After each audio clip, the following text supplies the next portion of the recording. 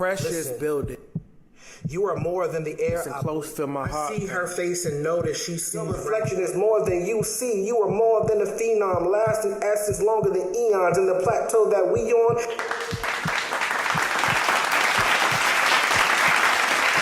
Thank you for tuning in to the Poetic Properties Podcast. I'm your host, Kamplexx, the poet, father, author, and entrepreneur. As usual, we start off with a mental health check. I'm doing good this week. It's 50-50 this week, not going to lie. A little bit better from last week. We discussed how, I have been getting my godkids. Now my godkids live here.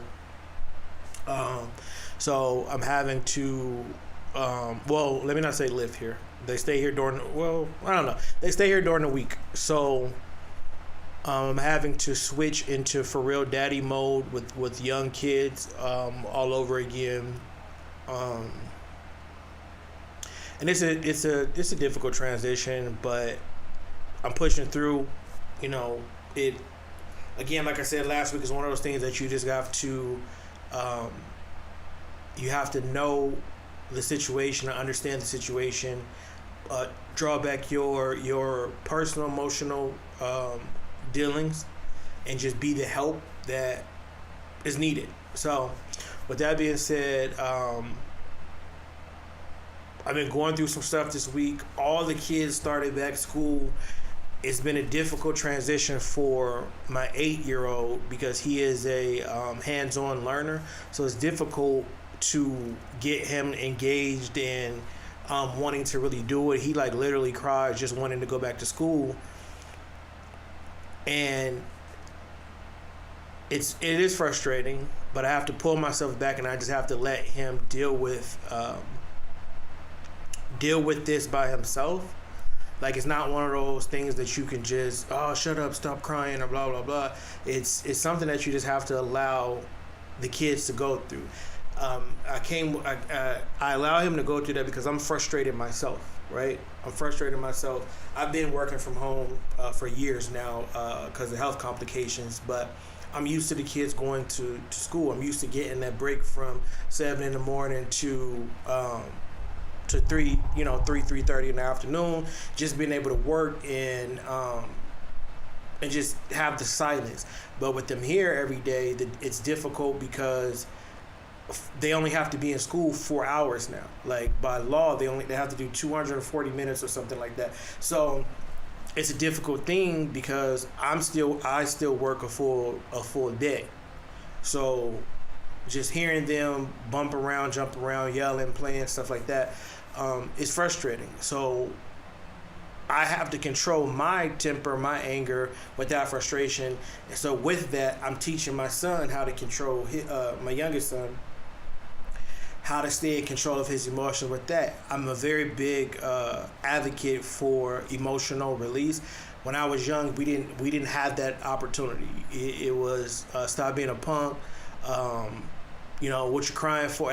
It was you had to be so hard growing up. It was just really weird that, that we couldn't show emotion. Then you grow up and you wonder why, us men, we have problems communicating. We have problems expressing emotion. We have problems processing emotion. So for me, I let him process his emotion. He cried about it. I talked to him about it. I just let him know, his immune system is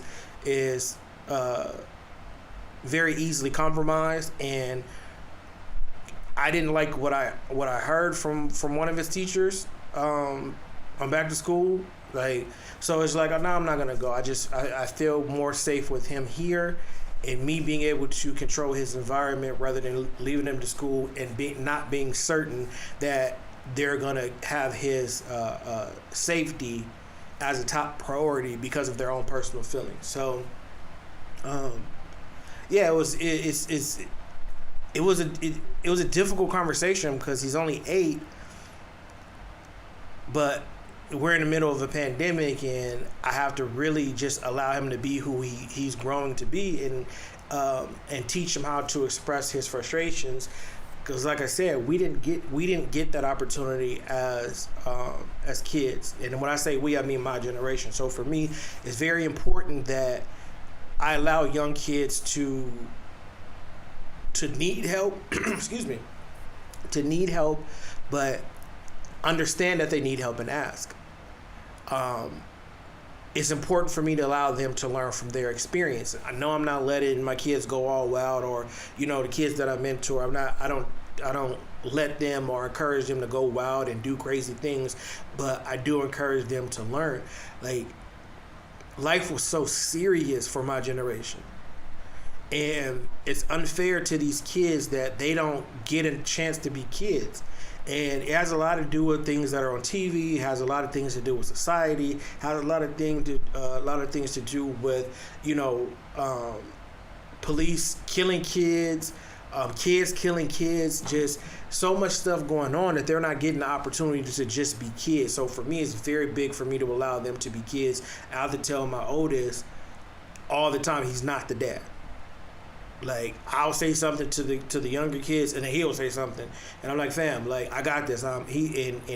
He's combative, and it's but and it's like, no, I'm right here. I got it. Just relax. Be a kid. Do what you do. It's also important to help them, and don't make it like they're being a burden.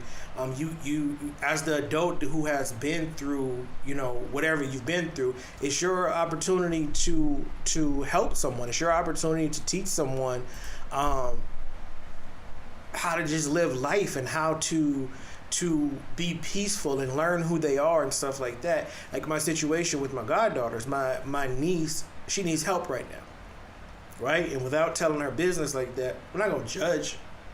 She needs help. So, all right, give me my babies.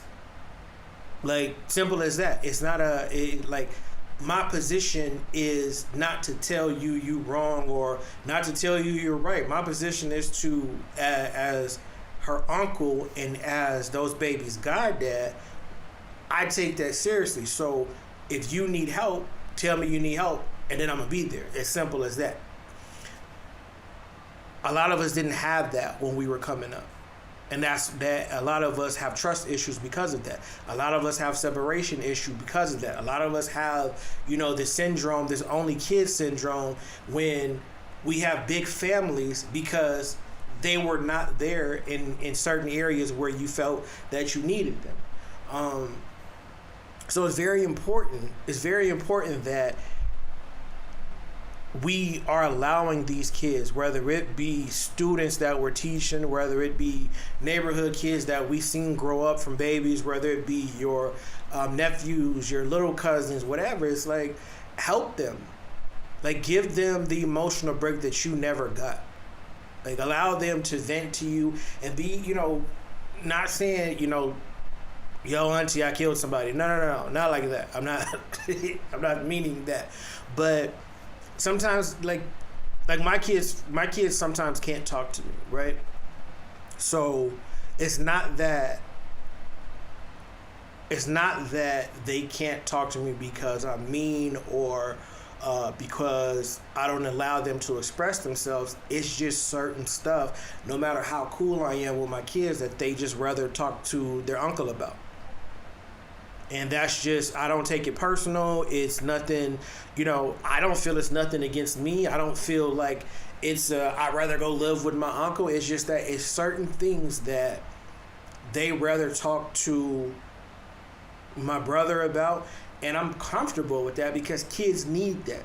They need somebody outside of their parents because their parent a lot of time is one track and they want you to get from point A to point B. But, somebody who like my brother knows me top to bottom, right? So whereas I'm really strict in this area, they'll talk to him and they'll be like, they'll say, oh, dad is tripping about this and dad is tripping about that. And he'll be able to say, well, this is why your dad thinks like that, or this is why your dad acts like that. Because when we grew up, we had to clean up all the time. Or when we grew up, Grandma, which is my mom, she made us do this, and this. So it's just something that's in him. And there's been times that they'll talk to him and he'll tell me, like, yo, Peanut, like, the kid said such and such. And it's not like a snitching thing. It's one of those, bro, what's going on? and it's a helpful thing. Even, 37, about to be 38, my brother still allows me room to grow, and he don't chastise me. He just asks me, what's going on. His nephews hit him up, and he trying to figure out, are they tripping or am I tripping? And, we go from there. And it's helpful. It's helpful to be able to follow and lead. And that's what we have to teach these young people when we're helping them. We're not helping them to take the lesson away from them. As we're helping them, we're telling them, okay, cool, this is what you're going through right now. This is how you can make it better. It's not for you to come down on them. It's just for you to give them another option, another way of seeing whatever they're going through, so that they can make the proper adjustments, so they can make the proper adjustments to do what they need to do. A lot of times I see so much judgment when teenagers and young kids, they do stuff, and then you judge, oh, you're bad, you're this, you're that, and it's like, nah, we all make mistakes. We all make mistakes. I trip out because where I'm from, back home, we had to grow up really, really quick. Like, I just don't understand. It's just a continuous cycle of gangbanging, shooting, still, like, it's so much stuff. So we had to learn how to watch our backs, like, really, really quick. We had to be prepared to fight, like, at any time. We had to be prepared for all these things that typically would be, you wouldn't have to worry about that until you're adults. And I'm talking, we had to worry about that in elementary school. We had to worry about that very, very early in life. So we didn't get to have emotions. We had to be so tough. We had to be, so grown. And it's funny because, the old heads, y'all think y'all grown, not realizing the things that we're having to go through throughout our day to day. Bullets have no name. Fights have no name. Like, even if you're not the agitator, a lot of times you can just get into something because somebody's having a bad day. And as sad as that is, it's like, that's just the story of life. So for me and the people that I mentor, the people that I come across, I make it very clear, you don't gotta be tough all the time. If it hurt, cry. A lot of times you'll be going through stuff and you never get through it because you haven't cried. I know that sounds crazy, but there has to be some type of release of pain, or else you're going to internalize it. And I'm telling you this from experience. You're going to internalize it, and then it's going to create a stress in you that's going to affect your physical body. It is not healthy not to cry. It is not healthy to not talk about it. It's not healthy to keep it in. It's very important. And so that's what I teach these young people when I'm helping them, whether it be mentoring, whether it be a financial thing, whether it be you need to stay here at my place, whatever it is, I'm teaching them as we go. I'm not judging them. I'm not saying, well, why this, why that? Hey, what happened? How did you get in this situation? All right, cool. This is what you got to do to move forward. You got to maneuver a little bit differently next time so you don't wind up in this situation. I say that because I've been homeless before. I've been sleeping on people's couch, left, right, for a long while. So I know how that feels to be looked at a certain way because you're trying to handle everything that you possibly can, and you're not focused on the things that you're like. When you focus on too many things at the same time, you'll never get anything done. And I found myself in that situation, and I found myself homeless. I found myself sleeping on people's couches, not having anything to myself because I'm so focused on making sure, my daughter's okay. I'm so focused on making sure my son's is okay. I'm so making sure everything is okay, but I'm not making sure that I'm okay. And I'm just moving and kicking and running and moving and kicking and running. And then now, boom, heart condition, boom, lung condition, boom, muscle disorder. And that's stress. And that comes from internalizing things. My personal stress, let me not say stress because I'm not a doctor. My personal stress and my physical ailments come from internalizing pain. Internalizing things mentally, not crying about it, not not talking to nobody about it, not even speaking of it, just going through and letting people run over you and say this and say that. And for me, it's always been a thing that my temper, like everybody always had something to say about my temper, but nobody ever said nothing how I never said nothing for a long time, and then I said something. So it's like it's always been, you didn't have to react like that, but nobody ever came in and said, well, you probably should have reacted like that. I know you're tired of this and you're tired of that. So, So with that, since everybody always has something to say about my attitude, I just started being quiet. I just started not saying anything. I just started, it is what it is. And that just turned into a snowball of depression, a snowball of anger. And I never said anything. I've distanced myself from people. I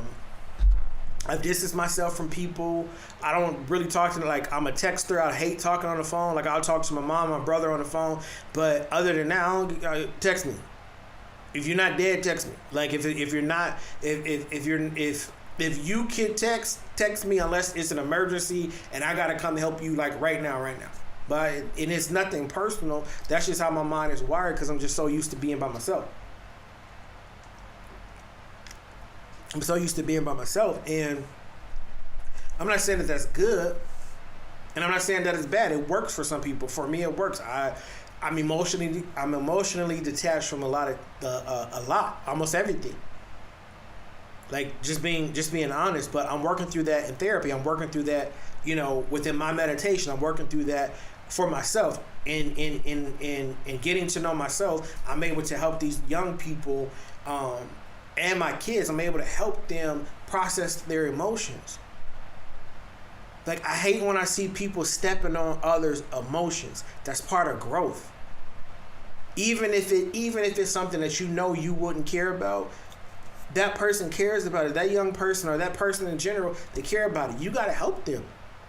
Like, if you in their life, I'm so sorry.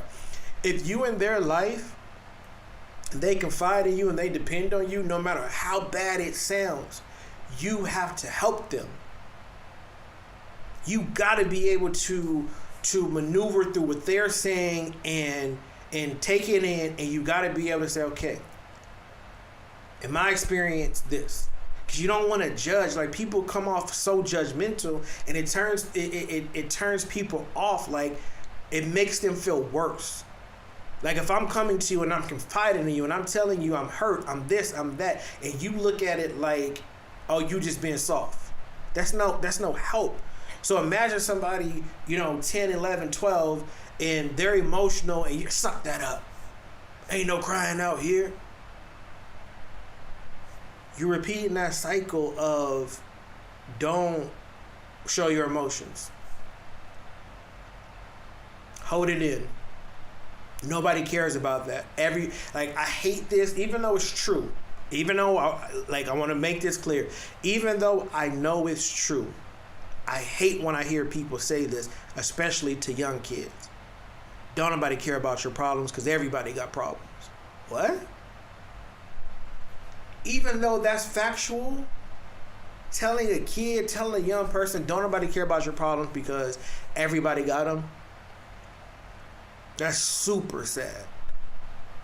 Because everybody does have problems, but guess what? There's somebody to help you through every problem. But because we're telling these kids, don't nobody care because everybody have their own problems, they're going to grow up and they're going to hold it in. And there's going to be more cases of depression. There's going to be more cases of suicide. There's going to be more cases of abuse. Because nobody is willing to let these kids and young people know it's okay. Cry. If you need to, however you need to release the pain, however you need to release the discomfort, however you let it go. Let it go. And then once you're done, take a deep breath, learn the lesson, and keep it pushing. And guess what? I've learned this from experience. You're going to go over the same emotion every time until you learn how to one, till you learn what that emotion is, and two, till you learn how to process it. So as mentors, as friends, as family, if somebody confides in you, show them how to grow. Help them grow. Don't stunt their growth by telling them their pain, their confusion, their discomfort is wrong. Like, quit telling them that it's unnecessary. Quit telling them that, men don't cry and, women don't act like... No, yes they do.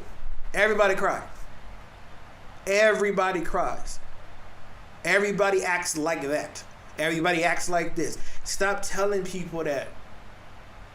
It's imperative, man, that we break this cycle. I feel like a lot of people go through this depression, especially in the Black community. I feel like we go through that because we're so shut off as kids.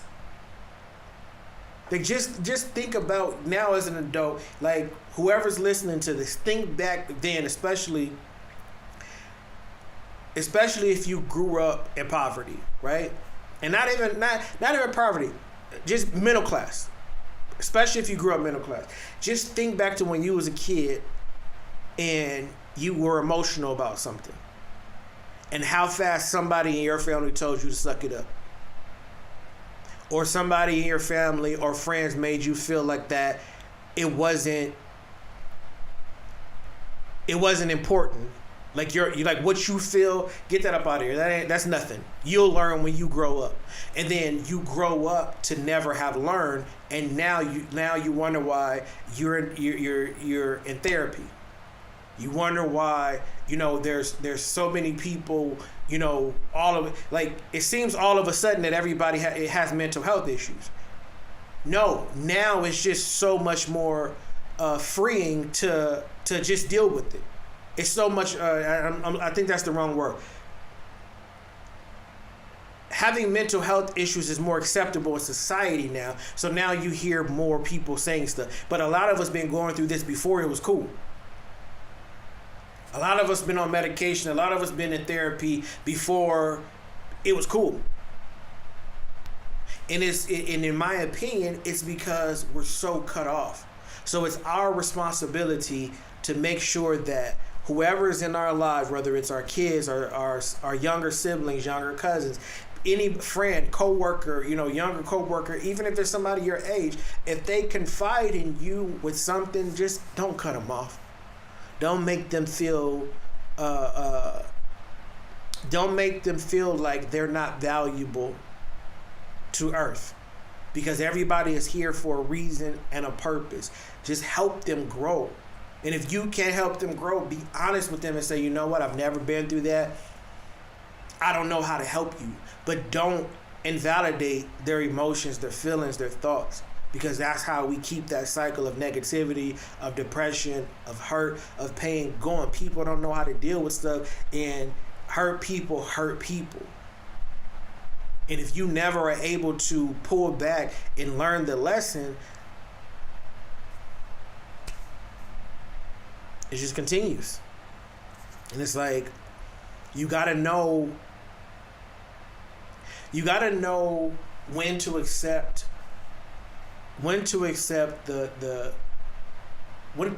things that you cannot change, but also fight to change the things that you can if they are affecting you, right?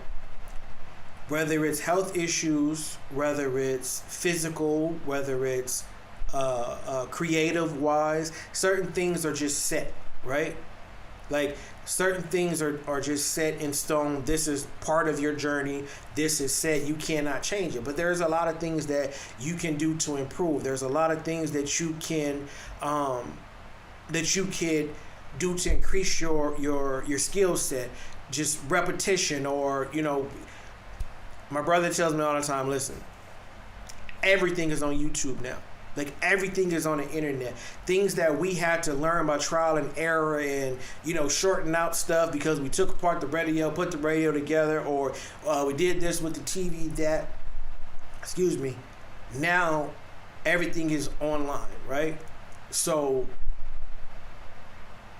your skill set can change. Your mind state can change. It's certain things that cannot. And you got to be able to accept that. Like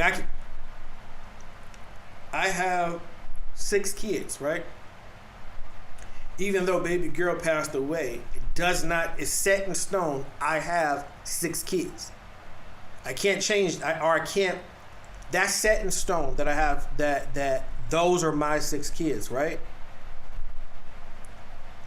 I'm not sterile or whatever they call it. I can have more kids if I want to, right? So the reality is I have 6 kids, only 5 of my kids I have access to, right? I can't change that. I can't change that baby girl passed away because that's set in stone. She's gone. She's never coming back. The thing that I can change is that I can have more kids. So we have to learn how to properly accept the things that are going on in our lives that are unchangeable. We can't change other people. We can change how we interact with people, but we can't change them. We can't make people treat us a certain way. We can try to teach them how to love us. We can try to teach them, how to deal with us or work with us. But more times than not, they're not going to treat you like you sometimes need to. It's very rare you get treated like you need to be treated. You always will get treated with a certain level of arguments, with a certain level of conversation, with a certain level of demand. You're always going to get treated how you want to be treated. It's very rare that you get treated how you need to be treated because certain things are just set in stone. I am who I am. I'm the type of person, I'm not going to argue with you. It don't mean I don't love you. I don't have time for arguing. I said what I said. And it's not one of them, I said what I said because I'm the man. I'm a person, I don't talk a lot. So if I have to say something, I'm going to make sure that when I say it, it makes sense. And if you don't understand, if you can't interpret logic, I cannot have a conversation with you. Let alone an argument, because I'm being logical and you don't even understand 2 + 2 is 4. So you have to get used to things that will never change. And in getting used to that is crazy because you'll start feeling like those things that are set in stone have changed, but in reality, your perception of those stones have changed. And you're able to get through life because you now realize that you can't change that tomorrow you're going to be a day older. Yesterday, you was a day younger than you are today. You can't change that. But if you start looking at it differently, changing your perspective, those things that are set in stone are like, they don't mean anything. Because now you've learned how to maneuver. Now you learn how to get around certain things. Now you've learned how to speak in a certain way. You've learned how to move. You've learned how to just operate completely different of those things that were frustrating you because your perspective changed. So it's important that and I always say that I'm trying to think of a different word than it's important, or a different sentence other than it's important that. But it really is important that we understand change is inevitable, and we just keep building. It goes back to when I was saying we can't set bricks on top of a crumbled foundation. And that's how I look at change. Like, we're going to keep going through the same thing until we realize that our frequency is changing to something different, right? Our day-to-day is no longer this way, it's that way. The way that we speak, the way that the things that we eat, the things that we create, the conversation that we have. You'll start to notice, like, if you pay attention, the more you read, the better. Like, and it doesn't even have to be all super educational stuff. But the more you read, whether it's comic books, novels, textbooks, the more you read, your conversation get better, right? And that's just second nature because it's repetition. You begin to understand words differently. That's change. That's not even a change that you're doing on purpose. You're not actively trying to. There's very few people that are actively trying to upgrade their vocabulary. It just, once you start reading things, those words just fly through your mind, and you're able to, on the fly, see them in context. So, whereas somebody would say, "Oh man, it's hard for me to read words. It's hard for me to pronounce it." Like, they feel like that's something that's set in stone. I'll never understand how to pronounce words or put words together and stuff like that. And then boom, you're just doing something in your day-to-day, whether you're reading Twitter, reading Instagram. The more you read, the more your mind is working out. The more, the more conversations you have, the better you are able to speak. Just for me, starting a podcast from the first episode to now, I feel way more comfortable. I know I still say a lot, but I'm getting better in filling more time with what I say. Because now I'm like, all right, this is my podcast. I have time to grow. Yes, I'm uncomfortable, but I can't keep saying, "Oh, well, I don't know why I keep saying It's something that is just, if you look with people being interviewed, it's a lot of ums, it's a lot of this, and they say, you got to take a communication class and stuff like that. For me, it's like, I'm more so nervous because I'm very introvert and I don't know who watches the podcast, right? So it's a tick per se. It's I know what I want to say, but I started saying, you know what? I can't let that stay. That's not set in stone. That's something that I can change. I don't know how, but cool. I'm just going to keep on going. One of these podcasts is going to be no ums at all. And I'm proud of the growth that I've shown over each podcast. But you have to be willing to accept that. Like I accept that I continue to say and I don't want to.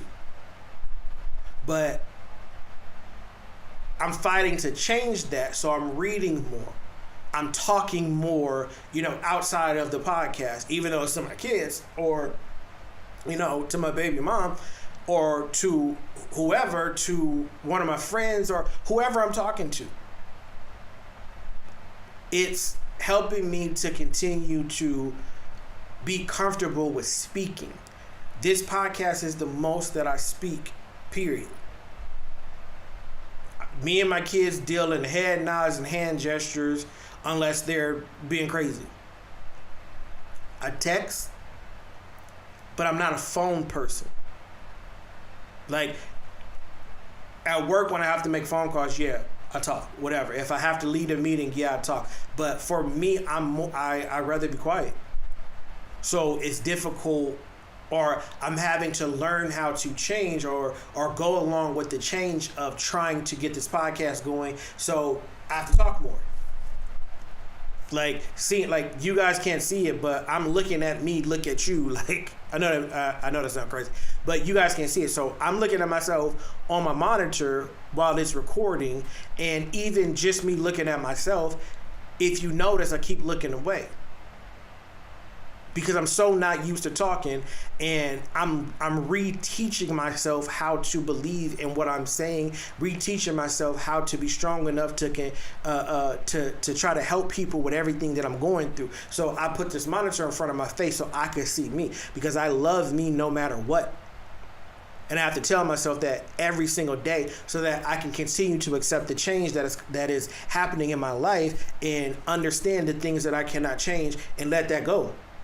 Like, I used to be a person, like, I was so controlling over me, right? And what I mean by that, I was so controlling over things that I could not change, that the things that I could change just dissipated. Like, it was like, I just believed that there was no change, there was no nothing, anything. And I know that has a lot to do with the depression. But once I started really loving me, once I pulled back and said, man, I could care less about a relationship, forget these kids, all that. I have to figure out where my head is going, because I'm not about to end up being crazy. I'm not going to let this depression continue to beat me down. Again, I can say that all I want to, and depression going to do what it does. And I don't say it is what it is, because I be fighting hard not to get into a funk. And sometimes I'm able to control it. Sometimes It's like a 12-round knockout, and I don't want to do nothing, say nothing, but I'm continuing to figure out how to change. I'm continuing to figure out how to maneuver through it, because, this depression thing is basically set in stone. I've always had this, just didn't know it was what it was until I became an adult. And it's like, oh, okay, cool. That's not cool, but it's like, now I know what it is. I'm 37. I've been fighting it this whole time. Even though it's gotten a little bit worse, because situations in my life have gotten worse as I've gotten older. But I'm still able to just fight. I tell myself, if you wake up tomorrow, you got to fight. Don't let nobody bring you down. You got to fight. And so those for me, that's something that I tell other people. You got to fight. If you confide in me, because I'm fighting with you. And anybody who knows me, who confides in me, and they know, I take on your situation, and we fight in that situation now. You see what I'm saying? Because I want to make sure that nobody ends up where I'm at. I want to make sure that one, you don't end up here, and two, if you do, you gotta keep fighting. I know when we as depressed people, we get in that mode, and we don't want nobody to tell us to keep pushing, because we feel like we can't. But you have to.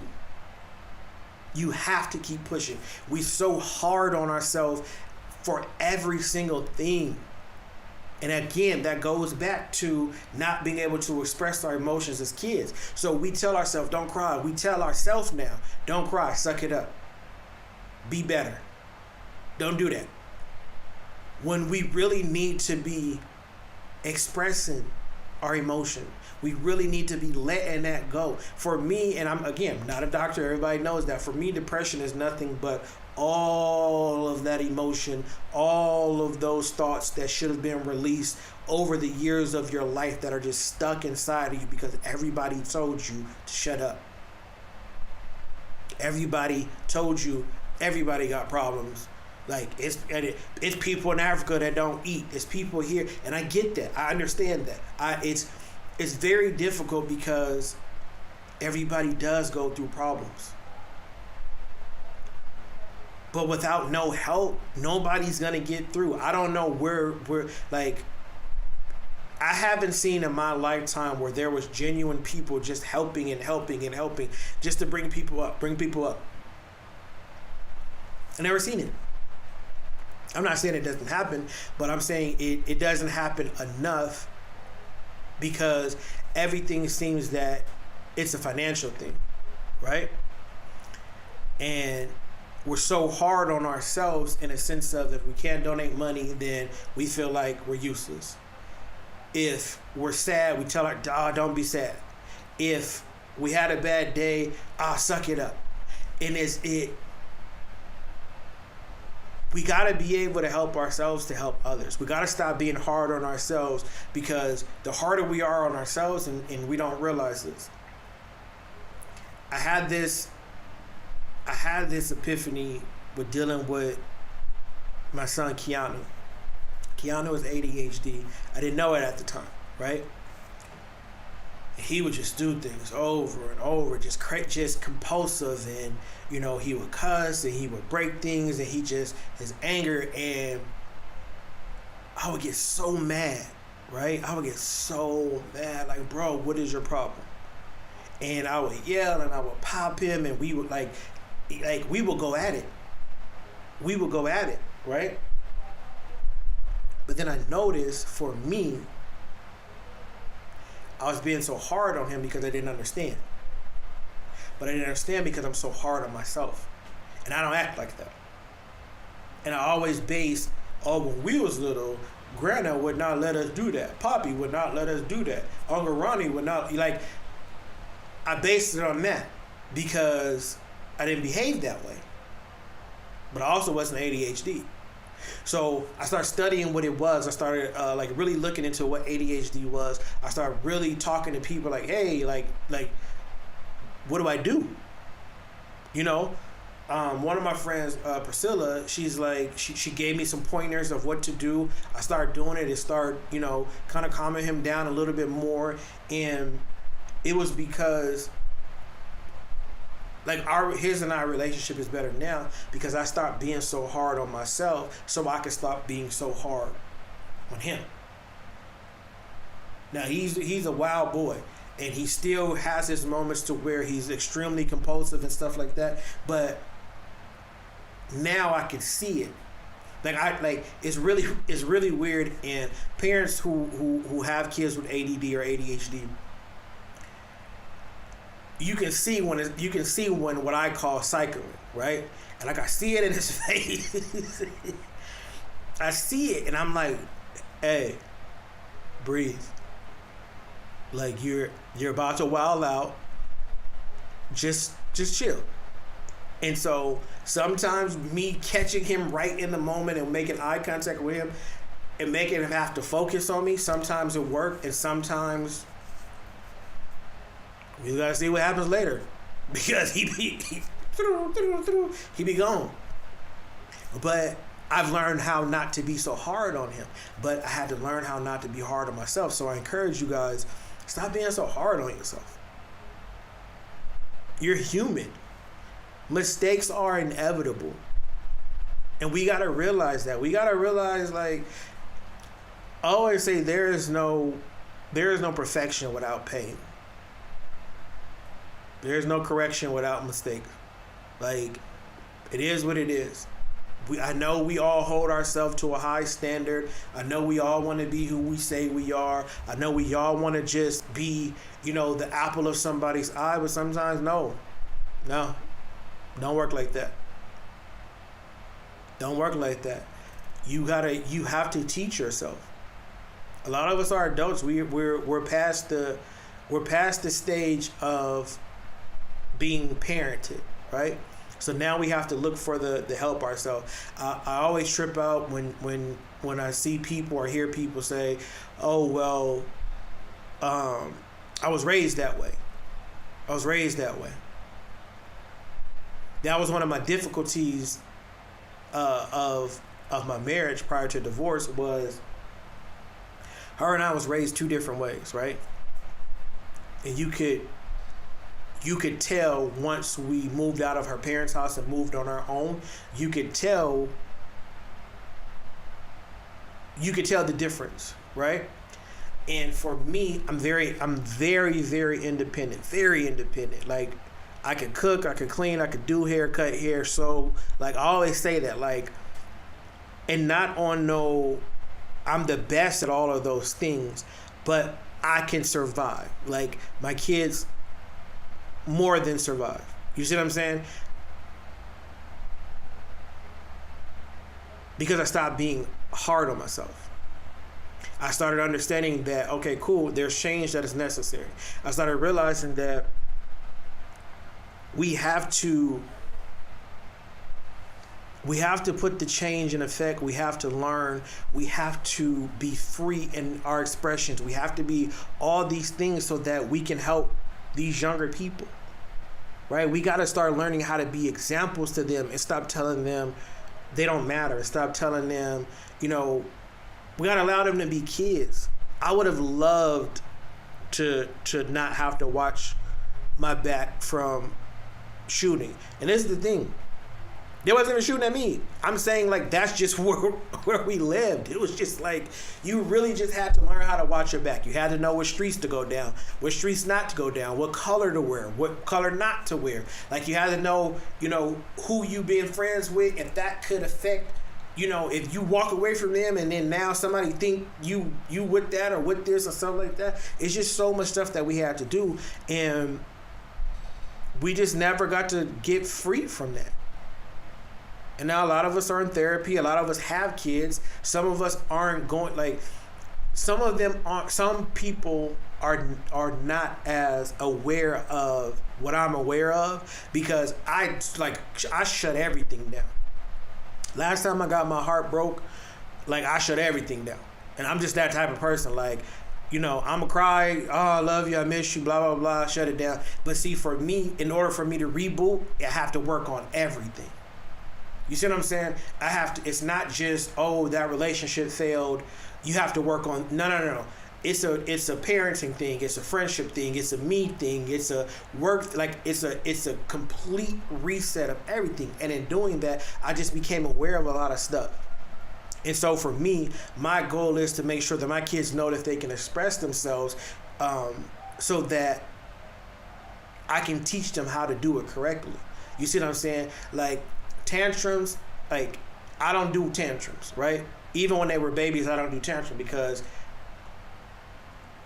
if you can throw a tantrum, that means, even if you're not talking, this is how I think. It is what it is. This is how I work with my kids, or worked with my kids. I'm not saying it's going to work with nobody else's or younger people. When you are lashing out, that means you are smart enough for some level of communication. So for me, when my kids threw tantrums, I let them fall. All right, boom. You're going to rock your whole shit. But you're not going to do that again. You're going to now, whenever you get emotional, whenever you get angry, now you're going to be able to point at what's making you angry. You're going to be able to have a seat. You're going to be able to walk away, but you're not going to flail your arms and jump up and down and fall. You got to learn. Even, as they grow and my kids start talking back, it's like, hey, I'll let you know. You are free to say what you want to say. But the moment you challenge me as a man and you raising your voice and you walking up on me on stuff like that, I'm going to beat the brakes off of you. Period. But go ahead. Say what you have to say. Stay in your personal space. I'm going to stay in my personal space. Don't yell at me. Don't cuss at me. Cool. When me and them get into it, I don't go peace. I love you, my guy, but all right, go. Because just like I'm mad, they mad. It's one of those things that I had to just stop doing, because I remember when we was younger, it was always stop crying before I give you something to cry about when you getting a whooping. Excuse me? This hurt. What you talking about? You've given me plenty to cry about. So for me, I just choose not to be so hard on them. I'm very strict. I am very much of order, but I'm not hard on them. Because I need them to be able to be who they are. Early on, I went super hard on them. When I say super hard, I went super hard on them, but it was one of those things that you just repeating the cycle, fam. You're not even attempting to learn what type of parent you want to be. You are solely parenting these kids how you were parented, and you hated that, so why are you repeating it? And so I changed. But in order to do that, I had to stop being hard on myself, so in turn, I can learn how to help them process through everything. It's like my brother tell me, what's your end goal, right? What's your end goal? What are you trying to accomplish? And I'll tell him, all right, this is what I'm trying to figure out. Okay, so attach every step to that end goal. Say it again. Figure out what your end goal is, and then every step of your preparation, attach that to your end goal. So whatever you are doing, make sure it's conducive to what the end goal is.